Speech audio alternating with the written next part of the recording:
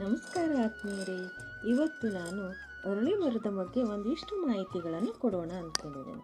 ಅರಳಿ ಮರ ಯಾಕೆ ಬಾಡೋದಿಲ್ಲ ಅನ್ನೋದ್ರ ಬಗ್ಗೆ ಒಂದು ಪುಟ್ಟ ಕಥೆ ಇದೆ, ಅದನ್ನು ಈಗ ಹೇಳ್ತಾ ಇದ್ದಾನೆ.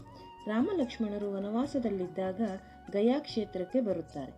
ಸೀತಾದೇವಿಯನ್ನು ಫಲ್ಗುಣಿ ನದಿಯ ದಂಡೆಯಲ್ಲಿ ಕೂಡಿಸಿ ಅವರಿಬ್ಬರು ಕಾಡಿಗೆ ಹೋಗುತ್ತಾರೆ. ಇದಾದ ಸ್ವಲ್ಪ ಹೊತ್ತಿನಲ್ಲೇ ನದಿಯ ಒಳಗಿನಿಂದ ಕೈಯೊಂದು ಹೊರಗೆ ಬರುತ್ತದೆ. ಸೀತಾದೇವಿ ನನಗೆ ಹಸಿವಾಗುತ್ತಿದೆ ಎಂದಂತಾಗುತ್ತದೆ. ಪದೇ ಪದೇ ಆ ಧ್ವನಿ ಮರುಕಳಿಸುತ್ತದೆ. ಆ ಧ್ವನಿ ದಶರಥ ಮಹಾರಾಜರಂತೆ ಇರುತ್ತದೆ. ಸೀತೆಗೆ ಏನು ಮಾಡುವುದೆಂದು ತೋಚುವುದಿಲ್ಲ. ಬೇರೆ ದಾರಿ ಇಲ್ಲದೆ ಮರಳಿನ ಉಂಡೆಯನ್ನು ಮಾಡಿ ಅದರಲ್ಲಿ ಅನ್ನವನ್ನು ಆವಾಹನೆ ಮಾಡಿ ನದಿಯಿಂದ ಮೇಲೆ ಬಂದ ಕೈಯೊಳಗೆ ಇಡುತ್ತಾಳೆ. ನಂತರ ತನ್ನ ಕರ್ತವ್ಯಕ್ಕೆ 5 ಸಾಕ್ಷಿಗಳನ್ನು ಆಧಾರವಾಗಿ ಇಟ್ಟುಕೊಳ್ಳುತ್ತಾಳೆ. ಸೀತೆ ನೀಡಿದ ಆಹಾರದಿಂದ ದಶರಥ ಸಂತುಷ್ಟನಾಗುತ್ತಾನೆ, ಹರಸಿ ಮರೆಯಾಗುತ್ತಾನೆ. ಇತ್ತ ರಾಮ ಲಕ್ಷ್ಮಣರು ಮರಳಿದಾಗ ಸೀತೆ ಅವರಿಗೆ ನಡೆದ ಸಂಗತಿಯೆಲ್ಲವನ್ನೂ ವಿವರಿಸುತ್ತಾಳೆ. ರಾಮ ಲಕ್ಷ್ಮಣರಿಗೆ ಮೊದಲಿಗೆ ಸೀತೆಯ ಮಾತಿನ ಮೇಲೆ ನಂಬಿಕೆ ಬರುವುದಿಲ್ಲ. ಆಗ ಸೀತೆ ತನ್ನ ಕೃತ್ಯಕ್ಕೆ ಫಲ್ಗುಣಿ ನದಿ, ತುಳಸಿ ಗಿಡ, ಹಸು, ಬ್ರಾಹ್ಮಣ ಮತ್ತು ಅರಳಿ ಮರವೇ ಸಾಕ್ಷಿ ಎನ್ನುತ್ತಾಳೆ. ಆದರೆ ಸೀತೆಯ ಸಹಾಯಕ್ಕೆ ಅರಳಿ ಮರದ ಹೊರತಾಗಿ ಮತ್ಯಾರೂ ಬರುವುದಿಲ್ಲ. ಅರಳಿ ಮರ ಸಾಕ್ಷ್ಯ ನುಡಿಯುತ್ತದೆ. ರಾಮ ಲಕ್ಷ್ಮಣರು ಸೀತೆಯ ಕರ್ತವ್ಯ ಪ್ರಜ್ಞೆಯನ್ನು ಶ್ಲಾಘಿಸುತ್ತಾರೆ.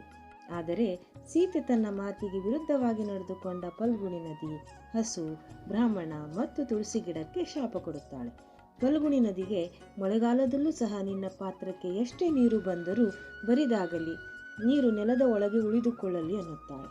ಅದೇ ರೀತಿಯಾಗಿ ಬ್ರಾಹ್ಮಣನಿಗೆ ನೀನು ಸತ್ಯ ಹೇಳದೆ ನನಗೆ ಮೋಸ ಮಾಡಿದೆ, ಹೀಗಾಗಿ ನೀನು ಈ ಕ್ಷೇತ್ರದಲ್ಲೇ ಇದ್ದು ಕ್ಷೇತ್ರಕ್ಕೆ ಬರುವ ಯಾತ್ರಿಕರನ್ನು ಪೀಡಿಸಿ ಅದರಿಂದ ಬಂದ ಲಾಭದಿಂದ ಜೀವನ ನಡೆಸು ಎನ್ನುತ್ತಾಳೆ. ಗೋಮಾತೆ, ನೀನು ಜಗ ಬೆಳಗಬೇಕಾದವಳು, ಆದರೆ ನೀನು ನನ್ನ ಮಾತು ಮೀರಿ ಲೋಭೋತ್ತನ ಮೆರೆದೆ. ಹಾಗಾಗಿ ಗಯಾ ಕ್ಷೇತ್ರದಲ್ಲೇ ಇದ್ದುಕೊಂಡು ಅವರಿವರು ಪಿಂಡವನ್ನು ತಿನ್ನುತ್ತಾ ಜೀವನ ಸಾಗಿಸು. ನೀನು ಎಷ್ಟೇ ತಿಂದರೂ ನಿನ್ನ ಹೊಟ್ಟೆ ತುಂಬದಿರಲಿ ಎಂದು ಶಾಪ ಕೊಡುತ್ತಾಳೆ. ತುಳಸಿ ಮಾತೆ, ನೀನು ಪವಿತ್ರಳಾದಳು, ನೀನು ಸಹ ನನ್ನ ಮಾತು ಮೀರುವೆ ಎಂದುಕೊಂಡಿರಲಿಲ್ಲ. ಹಾಗಾಗಿ ನೀನು ಎಲ್ಲೆಂದರಲ್ಲಿ ಬೆಳೆಯುವಂತಾಗಲಿ ಎಂದು ಶಾಪ ಕೊಡುತ್ತಾಳೆ. ಸೀತೆಯ ಶಾಪದಂತೆ ಫಲ್ಗುಣಿ ನದಿ ಬತ್ತಿ ಹೋಗಿದೆ. ನದಿಯೊಳಗಿನ ಮರಳನ್ನು ಅಗೆದಾಗಲಷ್ಟೇ ಇಂದಿಗೂ ನೀರು ಬರುತ್ತದೆ. ಫಲ್ಗುಣಿ ನದಿ ತೀರದಲ್ಲಿರುವ ಹಸುಗಳಿಗೆ ಪಿಂಡಗಳೇ ಆಹಾರ.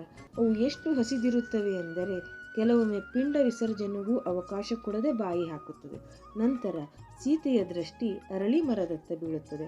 ಆಕೆ ಪರಮ ಸಂತೋಷದಿಂದ ಆಶೀರ್ವದಿಸುತ್ತಾಳೆ. ಅಂದಿನಿಂದ ಅರಳಿ ಮರ ಬಾಡದೆ ಕಂಗೊಳಿಸುತ್ತದೆ. ಒಂದು ವೇಳೆ ಈ ವಿಡಿಯೋ ನಿಮಗೆ ಇಷ್ಟ ಆಯಿತು ಅಂದರೆ ಲೈಕ್ ಮಾಡಿ, ಶೇರ್ ಮಾಡಿ, ಹಾಗೆ ನನ್ನ ಚಾನಲನ್ನು ಸಬ್ಸ್ಕ್ರೈಬ್ ಮಾಡಿ. ಧನ್ಯವಾದಗಳು.